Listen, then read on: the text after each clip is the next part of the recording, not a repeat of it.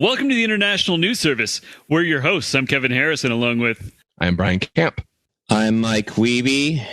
And this week we have a special humor correspondent.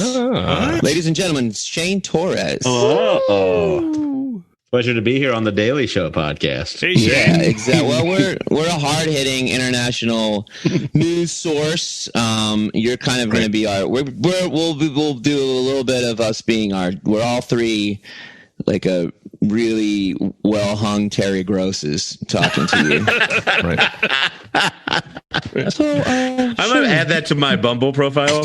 I'm like a well-hung Terry Gross, just to see the kind of shit I get.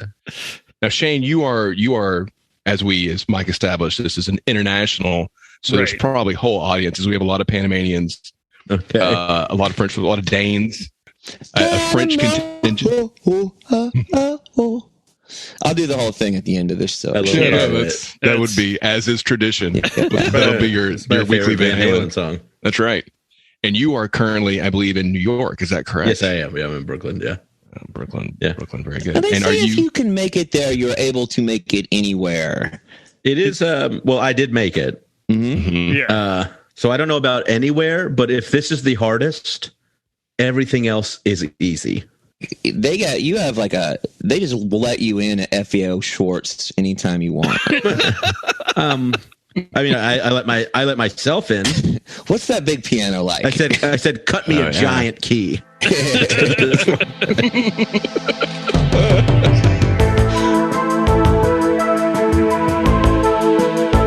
Welcome to INS, the International News Service, your source for the most important weird news from across the globe.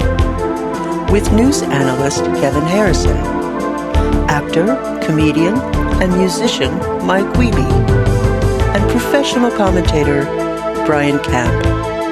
INS, the news you need.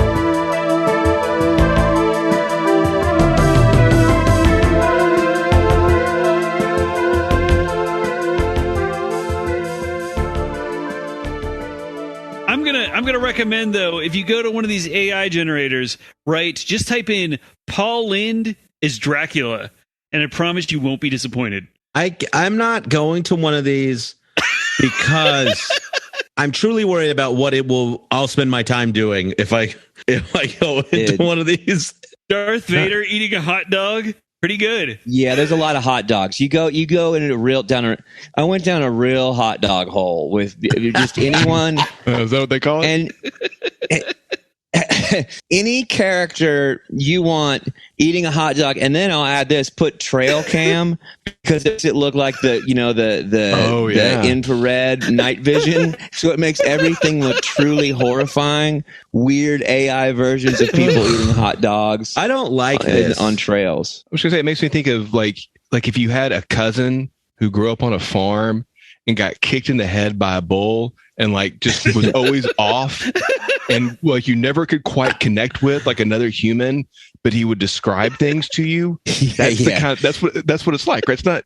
Yeah, it's inhuman, but there's still a little bit of humanity, and that's what makes it just a little scarier.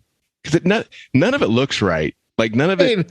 I didn't think anybody who's had a serious brain injury, I didn't really stop at thinking them as humans. But I mean, is there even a soul in there anymore since you fell off your skateboard? He got kicked pretty hard, knocked a lot of stuff out of there, I'm sure. It's like Terry Schiavo trying to explain Star Wars. Doesn't make. I'm so proud of you right now. Good 18-year-old reference there. That's the best thing I've heard all day. Oh my god! It doesn't. It's not a clear picture. It's hard to. Right. Can someone share their screen and we could do a few of these? Yes. Oh, we should absolutely do that. I did Satanic Panic, and I did Paranoid Paradise, and I'm just gonna say it didn't disappoint. A lot of pentagrams. Those are my favorite two Kiss albums. What? I got something for you. Okay, give it to me. Milk, lemonade. Around the corner, fuck is made. Oh no.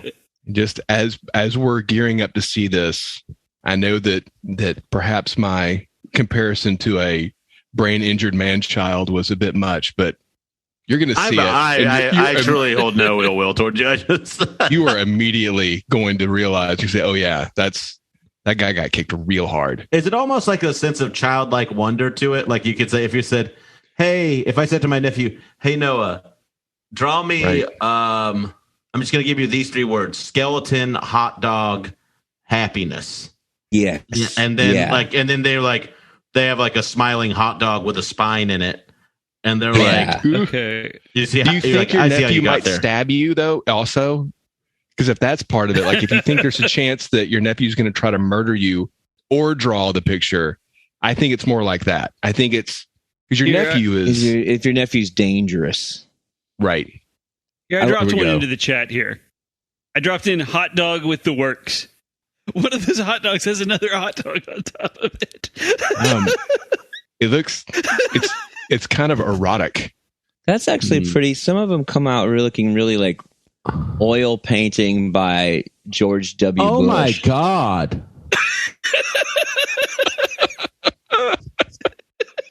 They don't. It doesn't look. It looks like, you know, when you're in LA and you drive by like a Yoshinoya beef bowl and they're like, "This is appetizing," and the picture is fucking disgusting. Yeah, the picture looks like it's like all yellowed out from the 70s. Like it was like shot with like a like a fucking a Cephia cannon or something. yeah. I do not like that. It's Here, I've got you know another that one for episode you of The here. Simpsons where they have to go stay at the Flanders house, and they said it's like our house, but everything has a creepy Pat Boone quality to it.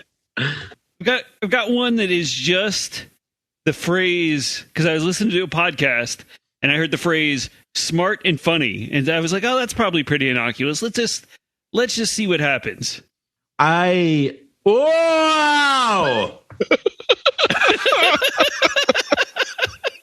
First of all, absolutely not. Fuck you guys. I can't believe that one's. Yeah, well, this one truly is a little much for anyone.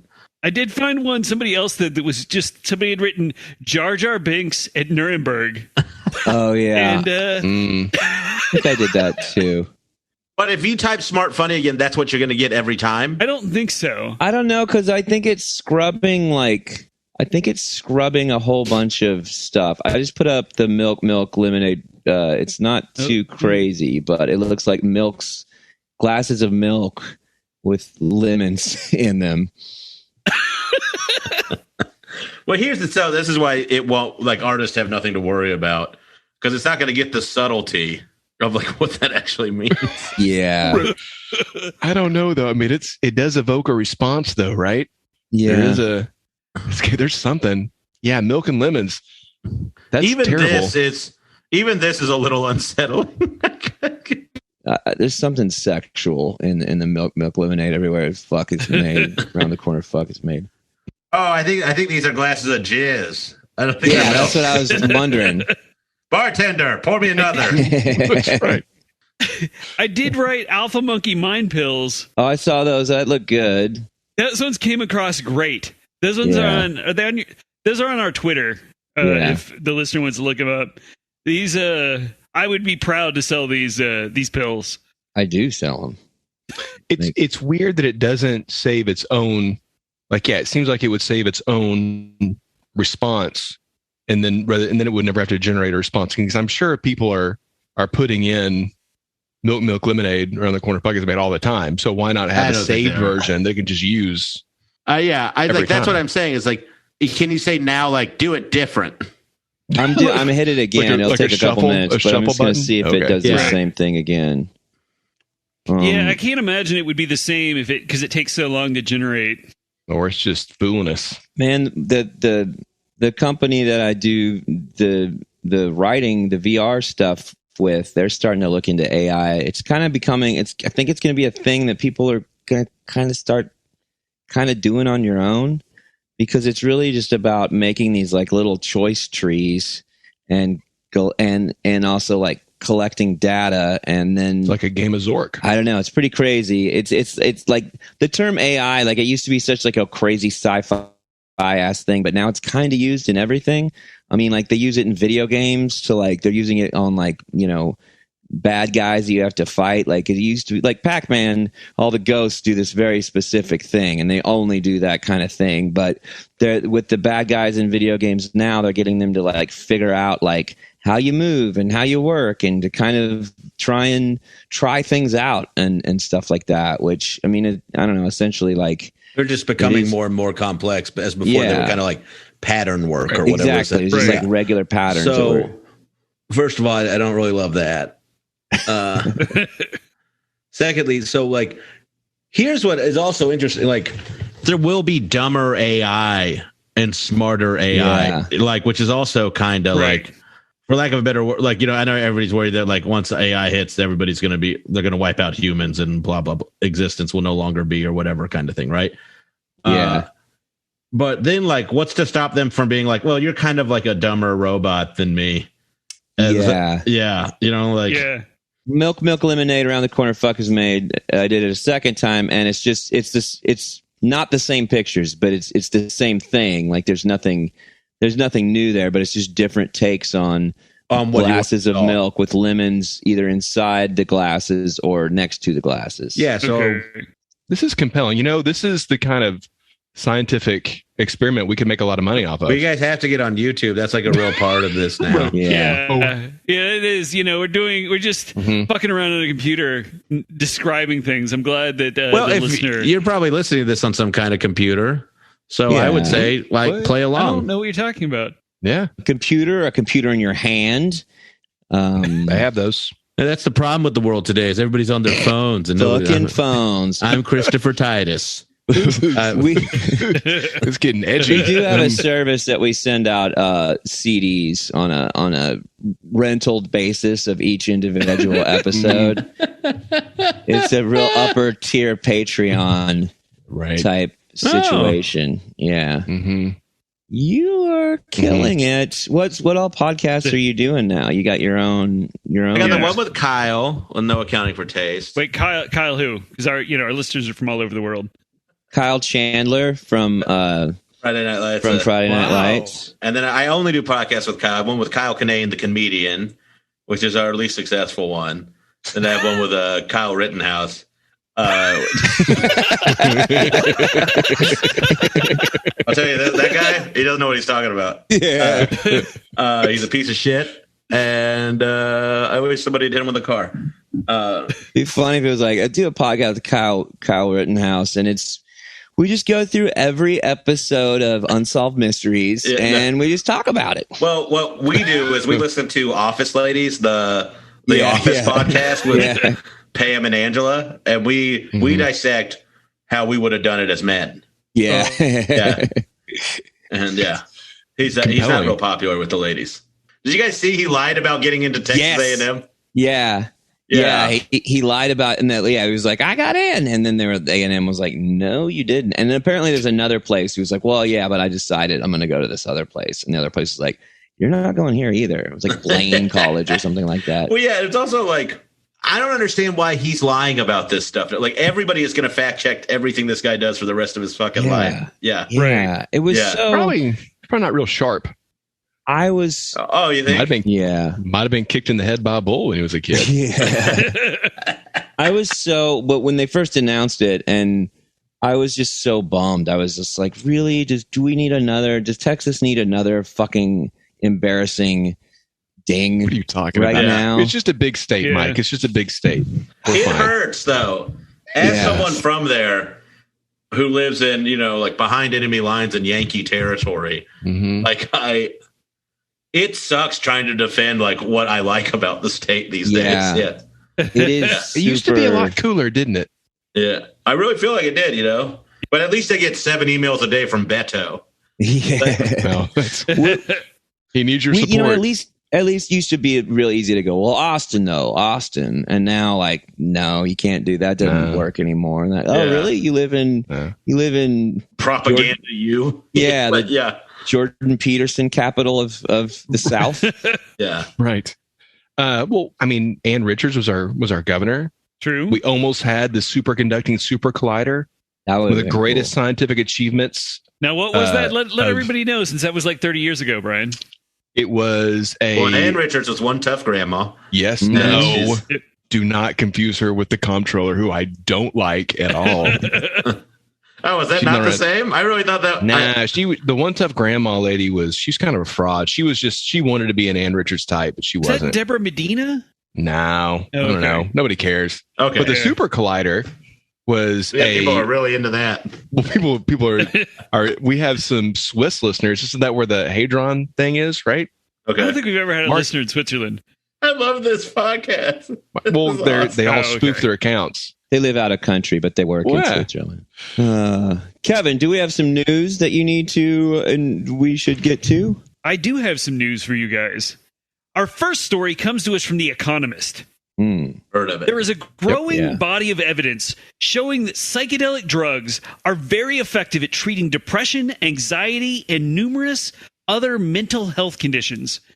As a result, a growing number of biotech startups have popped up to promote the idea of using psychedelics in corporate environments.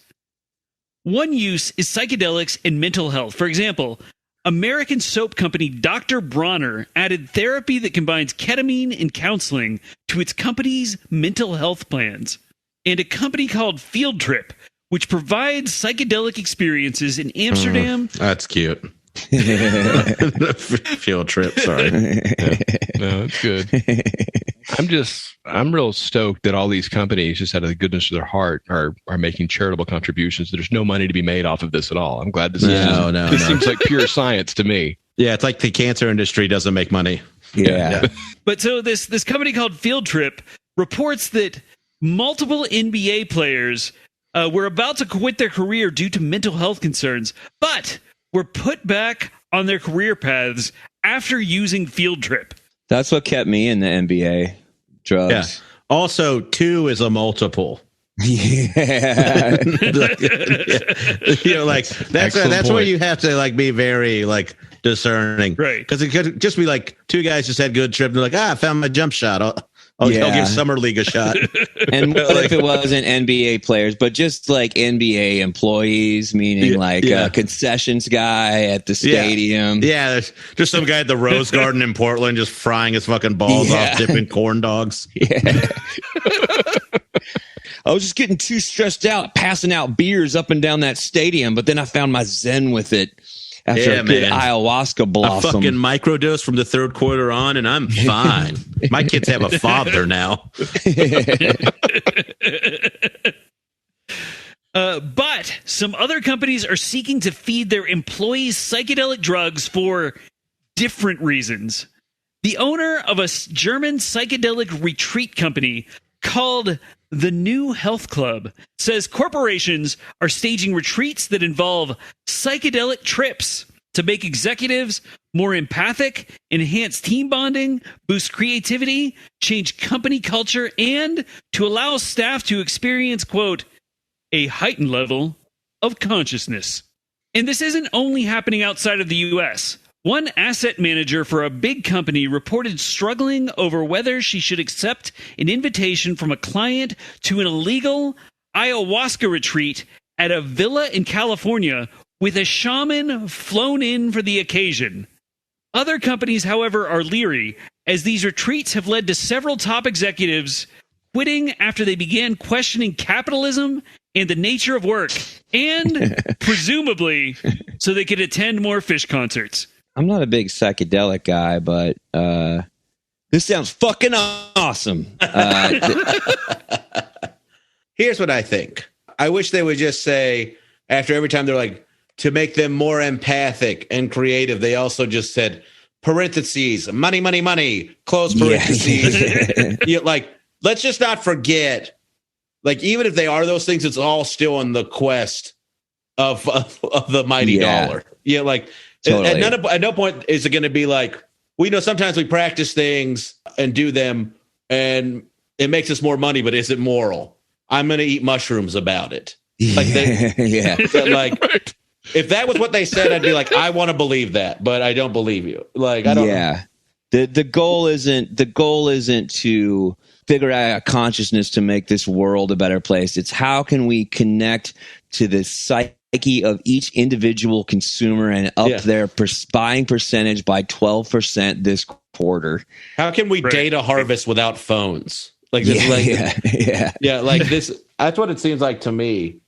Well, and isn't a lot of this research just like the results tell us that, it turns out that people who are sometimes difficult to be around, when they get fucked up, they're not as difficult to be around while they're fucked up. I think I have the opposite. Well, you're never difficult to be around. You're always difficult. Hey, I love my job, and I don't want to hang out with the vast majority of coworkers. I live in Austin, Texas. I don't want to be drunk with them. I don't want them to see me drunk, let alone in any other way where it's like, oh yeah, this trip's going to take all weekend long with your coworkers. There is a thing about we always call it forced fun when you have when you work in pretty much any job that has more than a handful of people, and they'll do these weird hey everybody, we're going axe throwing. You know how you want to spend your Thursday night with your coworkers throwing axes? Because that's a fun activity. They have to do something. Because if they do nothing, they're a dog shit company. I agree with you, Mike, but I just don't know what they're supposed to do. Yeah. It's right. If they were just like, hey, here's what you get to do. Everybody gets $100 and we'll put it on this debit card, but you have to spend it with the 2 coworkers you like.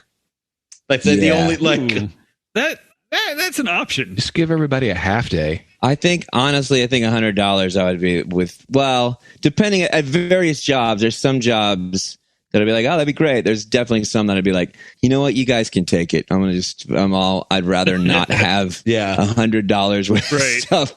It's worth more than my time's worth more than $100 of hanging out with sketchy Carl. Yeah. Who tells me, who exclusively wears horror movie T-shirts. So, when your job, like a shitty office job or shitty, whatever kind of job you had, would be like, hey, everybody, we're giving away a Chili's gift card to whoever. Oh, shit. Yeah. Yeah, and you just be like, I never won because I was always a terrible employee. Yeah. But the idea of going to Chili's and paying with a gift card from my job, just... There was something it was like putting on wet socks. I do not, it fucked with me in a way. I never did it, but the thought of it was really quite a conundrum. Yeah. And think about you guys have all had jobs at corporations, right? I mean, I've worked for restaurant corporations, but never in a corporate environment. Yeah. But even a restaurant corporation, I'm thinking of working at Best Buy. And the idea of doing psychedelics with those bosses. Yeah. That is fucking and not even getting high in a break room. This is ketamine, ayahuasca. Those are so there's no way that I would ever have I didn't need psychedelics to open my third eye to tell me that fucking Mike Hurtrider at fucking Best Buy was a piece of shit. Yeah. The guy who talks about fingering a 16-year-old hostess. It's I don't know. Yeah, and then the other guy who steals fucking SD cards and sells them to his buddies. Yeah, well, that was me. That guy was me. Yeah, that guy's kind of cool. But I was pretty cool. Yeah. But it's one of those things that's just for fuck's sake, man, how have you not found a better way to incentivize employees? And I don't know that you would have thought a long time ago that man, how awful and the drug war and how uptight this country's been with drugs for so long. But some of this new corporate and also bro love with psychedelics is I never would have thought it would have made me a little Nancy Reagan-ish, where I'm just nah, man. You're blowing everybody in Hollywood? I don't need. I don't need to. Well, I mean. Not everybody. Just, right. That's a lot of people. Just studio heads. Just studio heads. The throat goat. We brought up the throat goat a couple times. Yeah. Yeah.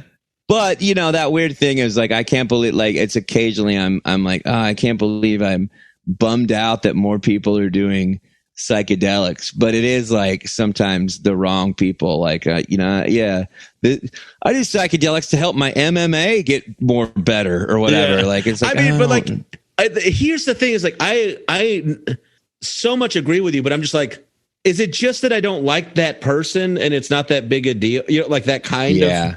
I have nothing in common with that interest.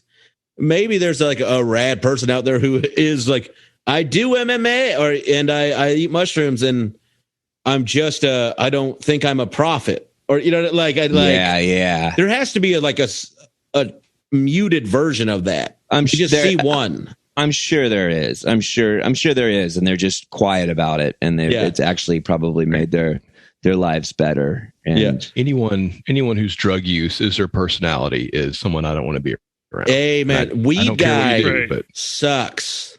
Yeah. Terrible. Weed guy always sucked. Weed guy weed is my personality is a loser. I hate him. Yeah. When you collect centerfolds of weed strains, like that's bad. That's no good. I will say there was one guy named Ganja John in Portland I really did like a lot in a lot of ways. What did he sell? But weed? he would be quiet. Like you could talk to him. He wasn't like, you know, this in the 37th minute of Goodfellas when this, like, you know, like, I was like, I don't give a fuck. Yeah, fucking moron. And it feels like a lot of those guys don't develop interest outside of weed. Like when it's like, I found my thing. This is my deal. Please. I mean, we could get a little bit into jam music, but beyond that, like I'm not going to also be into, like, the bumpers aren't coming off the bowling alley. Like that's very, yeah. I agree. I love that. People who are secretly, quietly very frustrated with the growing legalization of marijuana because it detracts from the thing that they were. Like, you can't, that's part of my being. You can't do that. No, sorry, dude. Yeah. Well, it's interesting. Like, it's like they had all this knowledge, but none of them had any foresight with legalization, or I guess not many of them. Yeah. It's like, it seems like a lot of people could be making money right now in the weed game, you know, like that were about weed for years. Oh yeah. There was the business aspect of it that was too much. And now it's too late. I think there's probably a lot of people. I've heard people like, man, I want to go to Colorado and start doing weed stuff. And apparently it's impossible. Like it's, you know, it's like a quarter. It costs a lot of money. Yeah. They have their own, like, you know, mini versions of what will ultimately be like the weed Walmart or the weed, which will probably get bought out by Anheuser-Busch or something like that. Yeah. But well, it's interesting. Yeah. Like it's because it's up to states. So it kind of depends on like where legalization goes next. You know, like, so like, yeah, man, you can probably make a lot of money selling weed, but you do have to live in Missouri. Yeah. It's like you're going to be so high for the rest of your life. You could live anywhere. And I guess you kind of do. You gotta love that dank. So I just want to say, like, in general, though, if I work with you, I don't want to hang out with you. And that means that, you know, I barely tolerate you at work and I'm perfectly pleasant to work with, but I don't want to hang out with you. I don't want to see you vomit next to me while I'm staring into the eye of God. Okay. And that said, you know, that's why I don't hang out with any of my podcast hosts. I agree with you, but there has been times where I've gotten fucked up with people and I've been like, he's all right. You know, like it changes my perspective. I'm like, I got to just take him in the capacity that it's like, I can only be drunk with Zach. Yeah. The rest of the time. I don't like him the rest of the time, but man, when he gets a few fucking high lives in him, he's a good time. Starts telling you dirty jokes and stuff. He's all right. You know, but that being said, like I've never done like a DMT or anything like that. Like I'm a little too scared about like that crazy next level. So who knows? Maybe I am knocking it out. The fact that, you know, the really boring guy in IT might be a golden ray of light that I had never just seen before because my eyes were too closed to it. Isn't this something like tech does anyways? They like claim to be on the forefront of all this shit, and then they're kind of like nothing really changes with it. Like it's like their adoption of Bernie Sanders in the last election. Yeah, these kind of things are like where they don't. Yeah. Because I guess young idealists work in that field a lot. Yeah. So they're appeasing people to some degree, but not doing anything. So our next story comes to us from NPR. Oh. National Pubic Radio. You changed one word. And Really Man or just one penis letter. rod. naughty pussy rectum. Type that into the picture generator. So I don't normally cover viral stories, and this next one was just on the edge of going viral as we're recording, but it definitely belongs on our show. In 2017, a woman identified only as M.O., those are probably her initials, repeatedly had unprotected sex with her boyfriend, identified as M.B., in his Hyundai Genesis. My butt. Mo Her boyfriend booty. named My Butt. What the man did not tell M.O. is that at the time they were having sex, he was diagnosed with throat cancer that was confirmed to be positive for human papillomavirus or HPV. So he was the throat. He was the throat scapegoat. I don't know. I give up. HPV. Yeah, Hot pussy vomit. Mhm. That's what it stands for. I think that's where it comes what from. it stands for. Right. That's what causes that. It's well And just to be established. clear here, since the man had HPV in his throat cancer, he could also transmit HPV through sexual contact. Isn't that what happened with Michael Douglas? Oh, yeah. Not so funny now, is it, Kevin? Mm. Yeah, I Kevin. wasn't laughing at his throat cancer. Seemed like it. It seemed like you kind of were. Yeah. Kind of seems like I'm, you were. I'm here to tell the news. Apparently, the couple only had sex in the man's car, so the transmission had to occur there.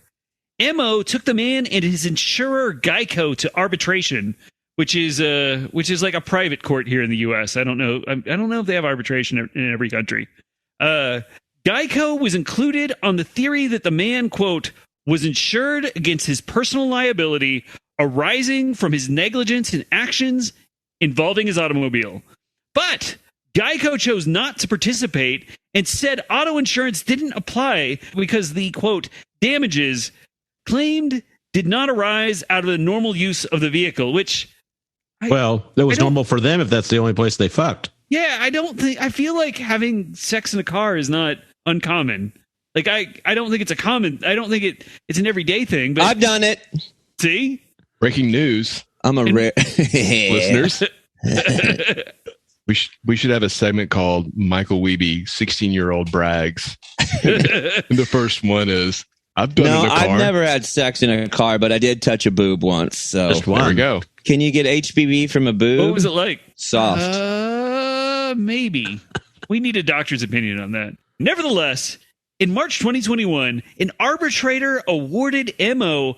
$5.2 million against GEICO, saying the sum, quote, would fairly and justly compensate, unquote, her for her medical expenses and her pain and suffering. GEICO wasn't at the arbitration and refused to pay, saying it hadn't been given an opportunity to defend itself, despite the fact that M.O. had sent GEICO every required legal notice. This went through several more legal actions, with the Missouri Court of Appeals finding that GEICO had an opportunity, but simply chose to do nothing. Now GEICO is suing M.O. and the man in federal court for fraud, claiming they colluded to create a huge arbitration award. And I want to point out, they didn't get the award. They didn't collude to get the award. The arbitrator gave the award. The case is scheduled for a jury trial in October 2022. So wait, are they saying that they colluded with the arbitrator, though, to get the No, award? because they're not suing the arbitrator. They're just suing the couple. They're saying that they intentionally created the injury to give rise to the claim. So, Tony, that's a cool way to say it, right? Yeah. doesn't it? Sometimes you say it right, people believe you. I've learned that. That's beautiful. Yeah. I think that's a long like she didn't even file an action for 4 years. So I think it's hard to say that in 2017, they're like, hey, we're going to break up later and you have throat cancer, but give me a disease in the back of the car. And then we'll sue GEICO together in 4 years. And we'll convince an arbitrator to give us a crazy award. And let's make sure GEICO doesn't show up. And then they'll have to pay us. Who's to say that the only reason GEICO lost was because they didn't show up? I mean, this could have been a perfectly just suit. Here's the thing. if Geico had the opportunity to defend itself in every legal avenue and everything was sent to them and they just didn't show up, right? I don't think that's like if I don't show up for a traffic ticket and then my license gets suspended. Like, you understand? Like, it's the exact same principle. I don't think they should get another stab at this. No. It was their negligence that got them in this position. It's not like a legal finding. It's like their lack of trying to take people whose money they take seriously. Essentially, it comes down to bad customer service. What an insane plan to think that I can't imagine thinking that would work. I think that they are going to change all of their. I think this is going to happen for a lot of insurance companies. I think that they're going to change what their policy says as things renew going forward to make it clear that something like the vehicle has to be operated, or Oh, they were operating in that vehicle, right? Yeah, man, they were operating the shit out of that vehicle. They were operating that vehicle. That's fucking the problem. Stick shift, baby. Hell yeah! Hey. There's a precedence for this because there's happened to this really famous guy, and and he made a TV show about it called "Comedians in Cars Getting HPV," and he got it from a fucking 16-year-old girl. It's a crazy thing. He was 40. I'll set my career on fire. I wonder, like, what that looks like in the sense of, like, obviously, no matter what, that has repercussions for Geico and insurance companies, right? Like, because now they have to think about this. The settlement wouldn't really be the big issue to me if I was running Geico. It would be like, we have to change all of our policies right now because, like, the disaster of this is what is possible to happen from this again and again is what's scary. $5 million is nothing to Geico. Well, it seems to me that if they had shown because up, they were negligent in not showing up. Yeah. You had your opportunity for your day in court and you don't. You get found guilty. Right. It happens to people who get tried for murder don't get to be like, well, now I'd like to. Yeah. Well, it seems to me like if all you'd have to do is show up and go like, all right, prove that that's the one time you had sex and got HPV right there with this dude. Prove that this car, that this deep dickin' you got in this Hyundai Elantra is the one that got Hyundai Genesis that got all the fucking that made your pussy start vomiting in a warm manner. I guess what is kind of freaking me out is like they can just show up even though they had their turn and they just didn't take it. It kind of makes me mad that they even get a chance to do this. I mean, applause to the people that pulled it off, though. Like, I feel like that's a real. Oh, so you think it was a scam too? No, but you're on Geico's side. I think no. I don't know that it was a scam, but I do think that there was a weird thing of like, man, I wish I could make money off of my pussy being so sore. The woman also like, baby, you've been log jamming me so goddamn much. If only there was a way to make money off all this discharge. Mm-hmm.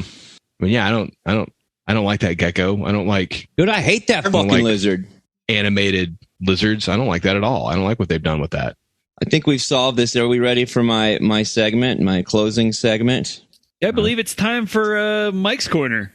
So this segment is called Getting to Know Your Podcast. A lot of times on the International News Service, we make references that people maybe are not as quite familiar with because they are of a younger age or they've had better things to do with their lives.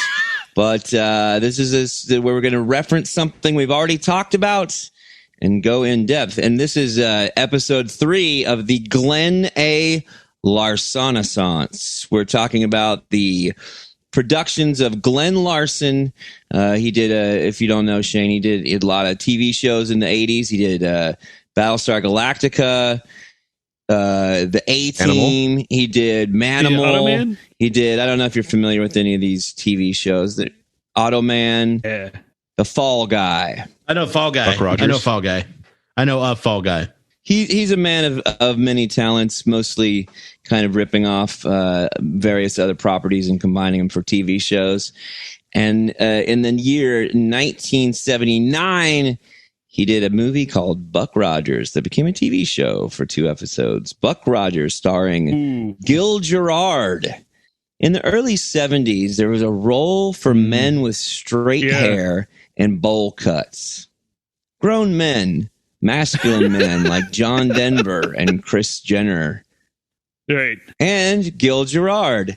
So this is off the You're telling me Gil Gerard is my favorite masculine bowl cuts man's favorite masculine bowl cut? He kind of is, yes. Yeah. Yes. So Glenn A. Larson's a Mormon, right? And he makes all these TV shows, and they all have secret, loose ties to Mormonism. And so he does, on the heels of Star Wars. So there's like little Easter eggs to Mormonism in him. Yeah, there's like weird little Easter eggs to Mormonism in a lot of these. Do they believe in Easter? Yeah. Yeah. Well, believing in Easter is I'm an atheist. I believe Easter exists. Oh yeah. All right, hot take, Kevin, everyone. We did Come International on, News Service. That statement was the equivalent to paying for dinner with a Chili's gift card from my work. That's how that felt. It didn't even cover the appetizer. Yeah. That's what you come back saying, like, how was lunch? And you're like, it didn't even cover the appetizer. You asshole set me up. Yeah. Everybody's horny for Star Wars. Makes more money than anything else in the world in 1977. So very quickly thereafter, they did Battlestar Galactica, which is kind of like it was a Mormon version of Star Wars. Best way to describe it. And but they got the shit suit out of him because they ripped off so much stuff from Star Wars. So very quickly thereafter, Glenn Larson. So you're telling me they could build a spaceship, but they had no idea about intellectual property law? Yeah, apparently. Yeah. And they were fighting it, but the show was too costly. So they decided, I'm going to do Buck Rogers in the 25th century, because it was a property that was around from 1932 that actually George Lucas stole all his ideas from Star Wars from, or at least he stole from everything. Like, it's insane that George Lucas sued anybody for stealing shit, because it is absolutely insane. But a lot of ideas came from. Doesn't it worry you that like you have to be that kind of psycho to get to that level? Yeah. You know, like as somebody who is aspiring for like, I really don't know what you other guys do, but like with my, like in music and stuff, you're like, do I have to be a monster to get to this space? And I think that weird thing of like, you know, the more you find out about anybody who's like next level successful, they're all sociopathic, just like there has to be at least people. like a level of massive ego. Yes. That is like, maybe if you're not a sociopath, but like you have to like who's a celebrity everybody like seems to like? Like Springsteen? Yeah. Like for the most part. Yeah. I've never heard anything bad about him. Yeah. But then you're like, that guy has to have ego, right? Like enormous, not like he might check it, but in his belly, he's got to be like, I'm the fucking shit. Like, I'm you're like the boss. I will say he was very nice when he met me. That great bit. Yeah. Pickles. Yeah. But I love that joke. Oh, thank you.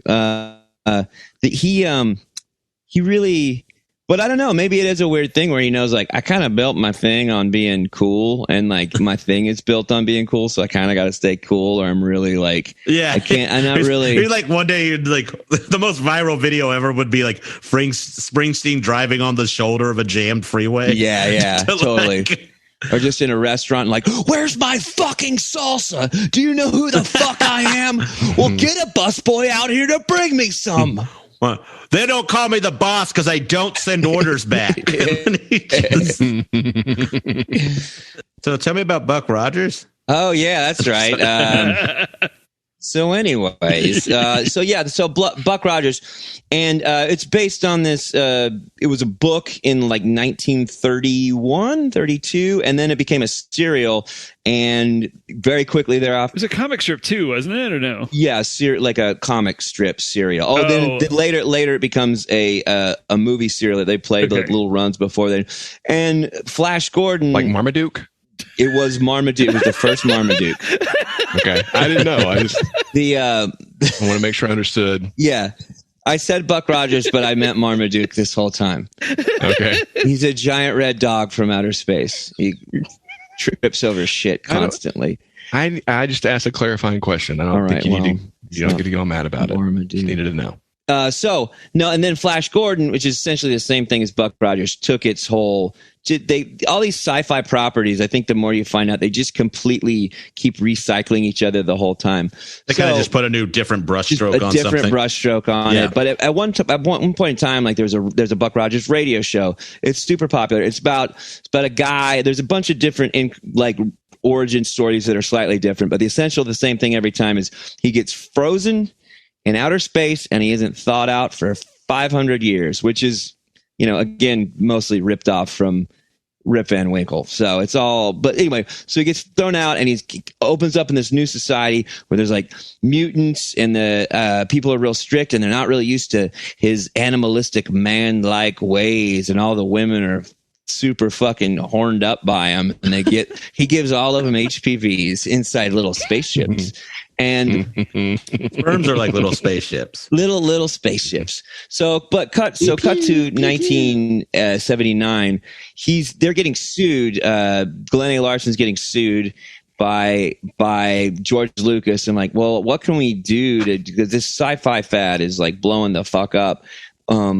We got to do something with all this sci-fi shit that's going on now. So Buck Rogers, he can't sue us because he's the one that Lucas stole all his ideas from Buck Rogers. Only like the estate of Buck Rogers is so old and fractured that they don't even know that, like, in the following years, like there's still suits against George Lucas from the Buck Rogers estate, from the guy who wrote it's like, triple great grandkids or whatever.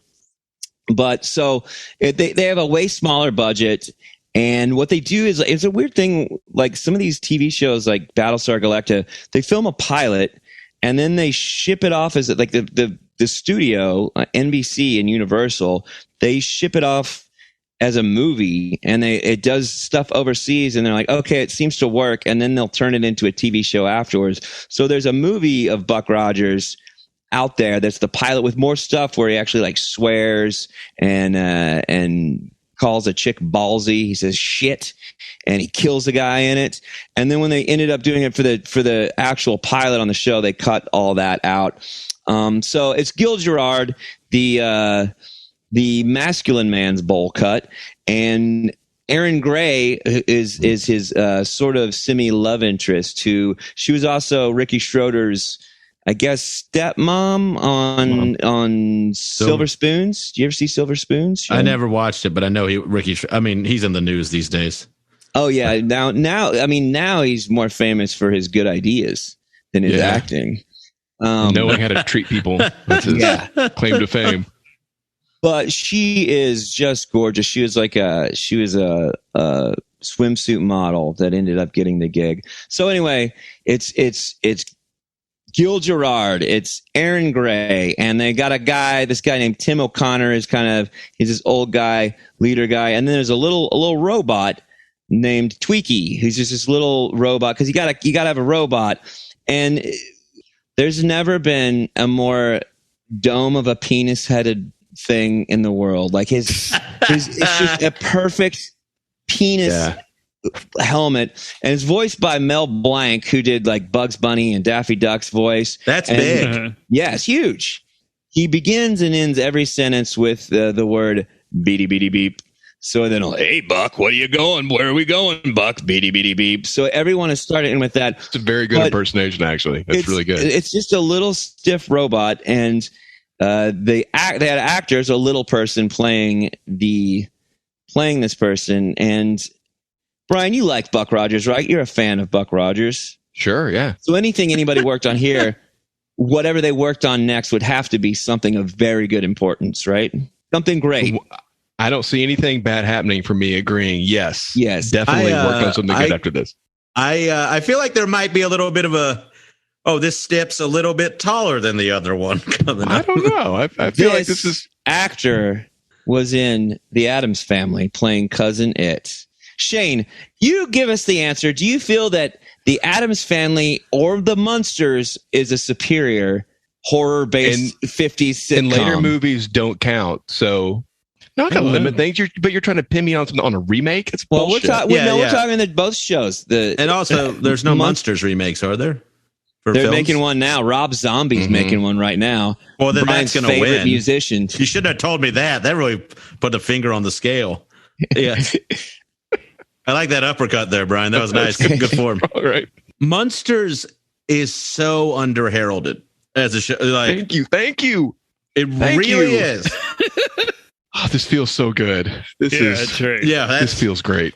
I think of the dad from the Munsters, and I just start laughing right away. Right. He's immediately funny. It's like fucking. What if Bull from Night Court was resurrected? Like it is.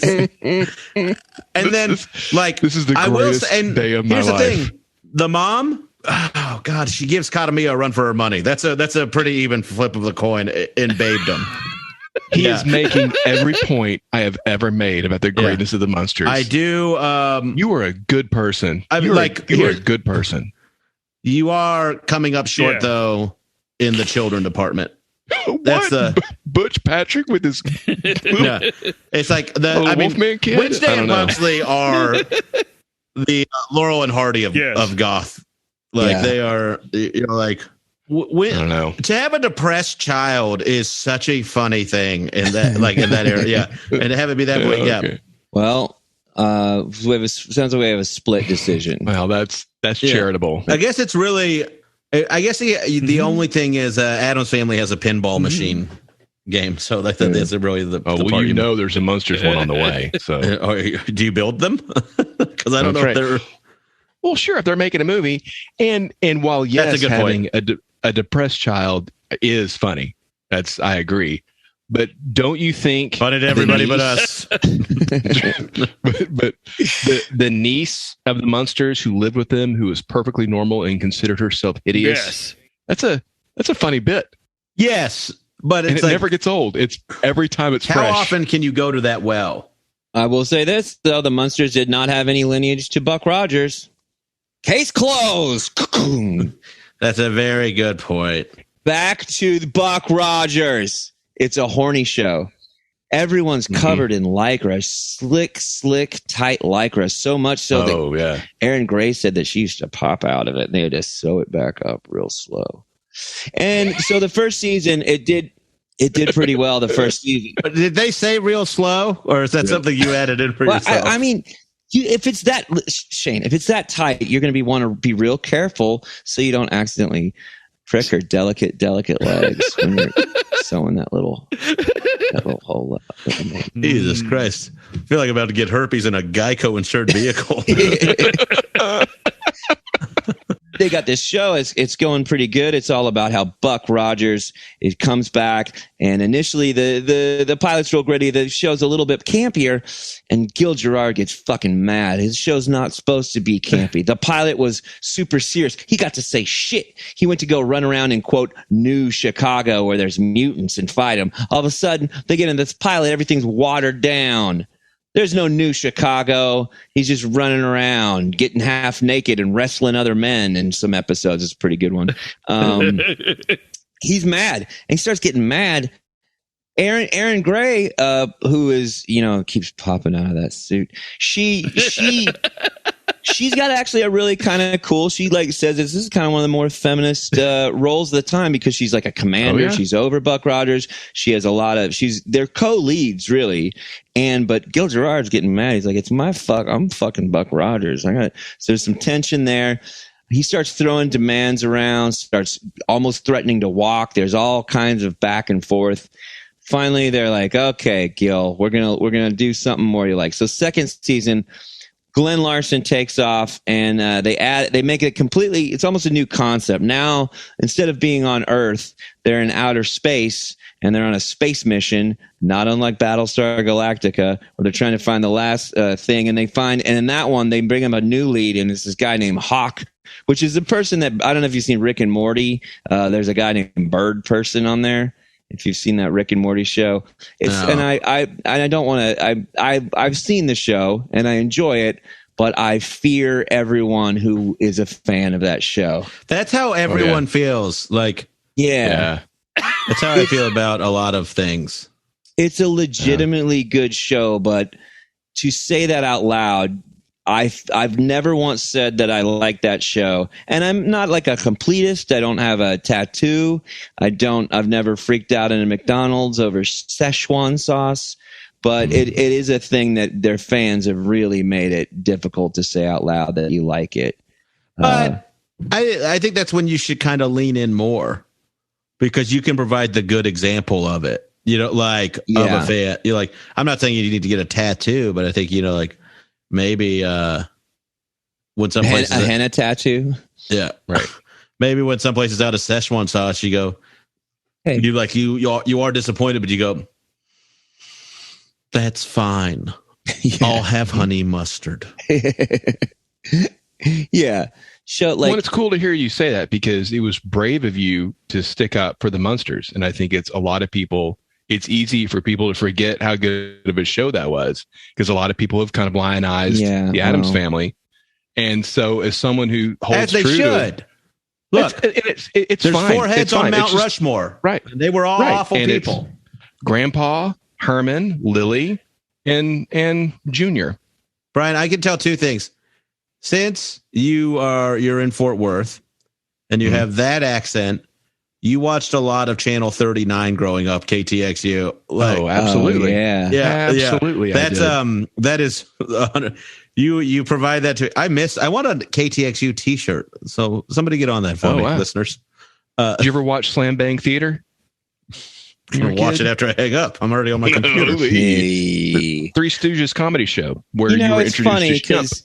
Shane actually has a very, very popular bit about defending the maligned Guy Fieri. Yes. So maybe there's some coercion in this take. I don't know. That's what I'm trying to say. Yeah. But like, I try that. I mean, that's what Kanane and I do on our podcast, The Good Kyle, not Rittenhouse. But whoa. We don't get political here. Yeah, we don't take sides. We don't take sides. We're fair. We're balanced. I try to. I just think it's good to like give things a shot. Yeah. Are people anti-Monsters, or are they just? I'm anti-Monster. I'm Mike pro. And Kevin and because Mark of this podcast and your conversation with Brian. Well, here's the thing. Brian, I really feel like you're the Zune to the iPod on this podcast here. Both things that are now extinct. So maybe we should think about how we're spending our time. Well, that's this podcast is referencing Buck Rogers and getting into the deep things. I do like it. It's fun. Oh, well. I can come back on if you'll have me. Did you guys see the chat that Mark sent? Uh-oh. Some good right here. Is it Aaron Gray? Aaron Gray, she's about to pop. Man, that is a brick of a chin. You are not kidding. Yeah, man. She is. And you're right, Mike. She was in charge of the Space Force. And I don't think that she and Buck ever had a thing. Nope. There was a flirtation, but it was always kind of a back and forth. It was a real will they, won't they? They were the first Ross and Rachel, but in outer space. Yeah. So it was like moonlighting. In very, very moonlighting. But this is like she looks like Kristen Bell. She does. She does a little bit. She's got kind of a long face, a little bit of a longer face. I thought she looked a lot like Connie Selica, who Gil Gerard was married to at the time, and was the love interest on The Greatest American Hero. Yes, Connie Selica. He had 4 wives? Second of 4 wives. Gil Gerard really threw his dick around, huh? Oh, yeah. But when his marriage broke up with Connie Selica, he fell into his addictions. And do you want to know what his main addiction was? Yes. Overeating. But then he got way better. He got like apparently got like he got healthy. I went on a big. That was the longest pause.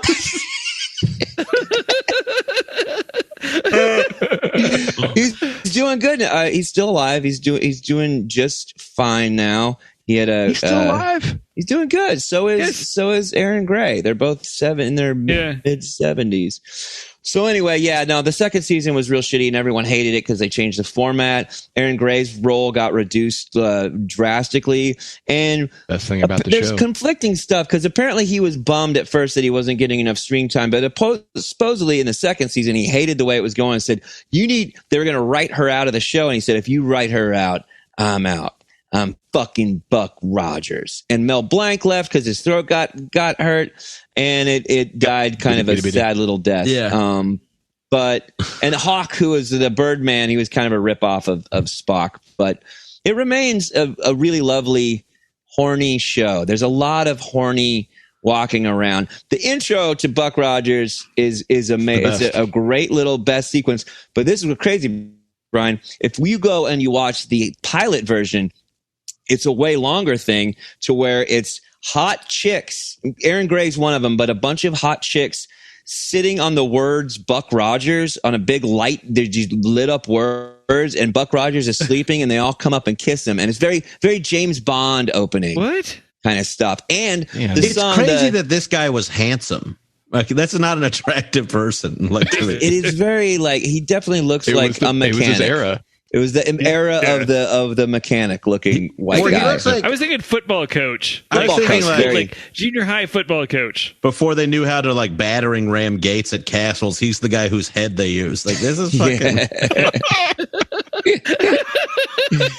That's a fucking noggin, man. That is there's a song. There's like a very orchestral, really catchy intro. There's da na na na na na na na. When you watch the pilot, there's lyrics to the whole thing.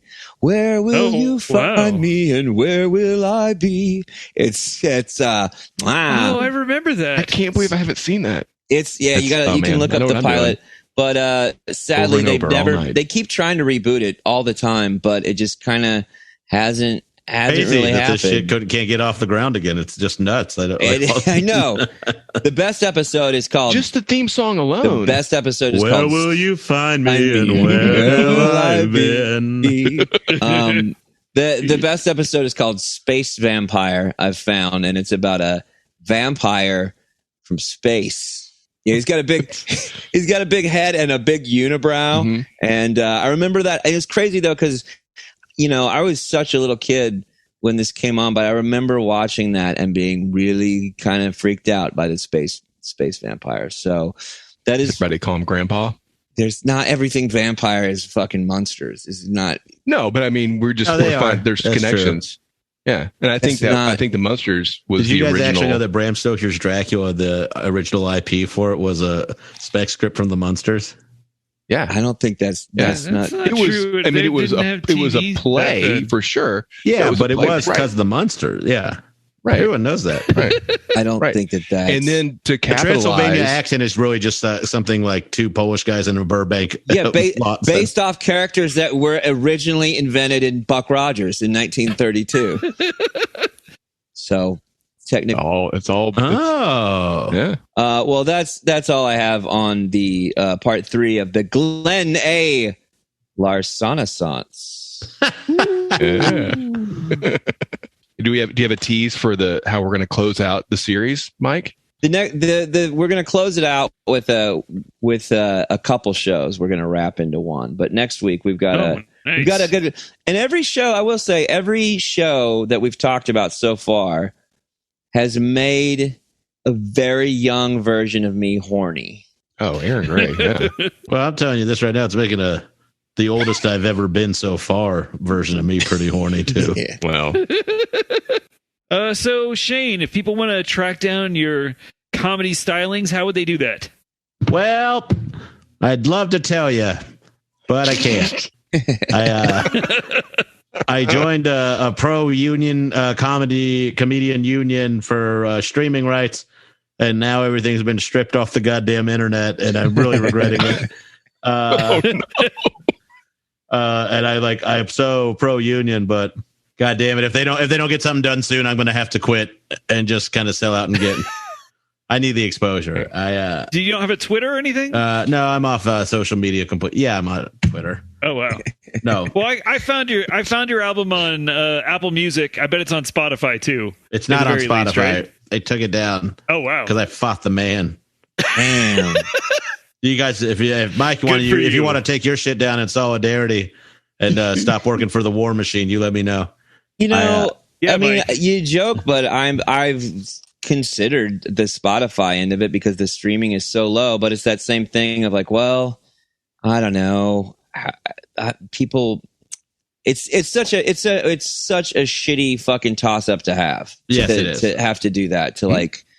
That's a different talk. That's a whole other podcast. ShaneIsAcomedian.com for all your Shane Torres needs. I got a merch store open up finally. You get Anxious and Angry. Nice.